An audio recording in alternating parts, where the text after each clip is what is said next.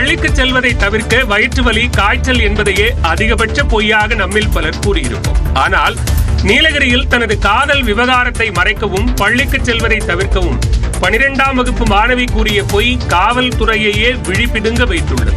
பள்ளி முடித்து வீடு திரும்பும் போது மயக்க மருந்து தெளித்த கைக்குட்டையால் தனது முகத்தை மூடி 2 இளைஞர்கள் கடத்தியதாக 17 வயது சிறுமி உதகை மகளிர் காவல் நிலையத்தில் புகார் ஒன்றை அளித்தார். மயக்க நிலையில் இருந்த தன்னை வனப்பகுதியில் வைத்து 2 பேரும் பாலியல் வன்கொடுமை செய்ததாகவும், மயக்கம் தெளிந்த போது தலையில் பாட்டிலால் அடித்து மீண்டும் மயக்கமடைய வைத்ததாகவும் கூறியிருந்தார். அண்ணா பல்கலைக்கழக மாணவி பாலியல் வன்கொடுமை விவகாரத்துக்கு மத்தியில் இந்த புகாரால் அதிர்ச்சி அடைந்த போலீசார் விசாரணையை துரிதப்படுத்தினர். வழக்கில் திடீர் திருப்பமாக மாணவிக்கு நடந்த மருத்துவ பரிசோதனையில் அவர் கூறிய அனைத்தும் பொய் என்பது தெரிய வந்தது. இதுகுறித்து கிடுக்குப்பிடி விசாரணை நடத்திய போது தனது காதல் விவகாரம் வீட்டுக்கு தெரிந்துவிட்டதாகவும், அதனை திசை திருப்ப இப்படி ஒரு நாடகம் ஆடியதாகவும் மாணவி கூறியுள்ளார். மேலும் தனக்கு பள்ளிக்கு செல்ல விருப்பம் இல்லாததால் பொய் கூறி வீட்டிலேயே இருந்து விடலாம் என கருதியதாகவும் தெரிவித்துள்ளார். இதனை கேட்டு அதிர்ச்சி அடைந்த போலீசார் மாணவியை எச்சரித்து வீட்டிற்கு அனுப்பி வைத்தனர். சாம்பியன்ஸ் டிராபியில் ஆப்கானிஸ்தானை அசத்தலாக தோற்கடித்திருக்கிறது தென்னாப்பிரிக்க அணி.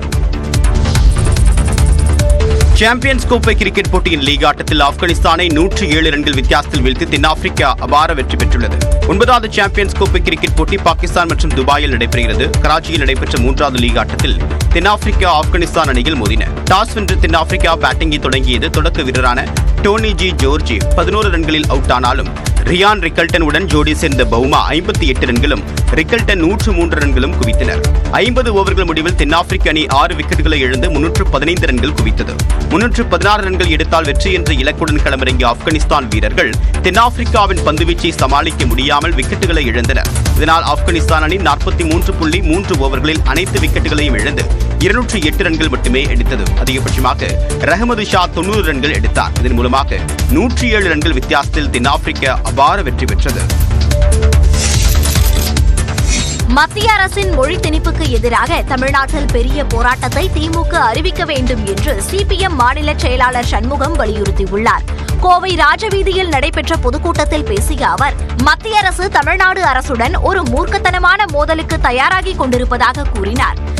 தமிழ்நாட்டுக்கு நிதியை தராமல் பாரபட்சமாக நடத்துகிற ஒன்றிய பிஜேபி அரசுக்கு எதிராக தமிழக மக்களை ஒன்று திரட்டுவது என்பதுதான் இன்றைக்கு தமிழ்நாட்டுக்கு முன்னால் இருக்கிற மிக முக்கியமான அரசியல் என்பதை நான் சுட்டிக்காட்ட விரும்புகிறேன்.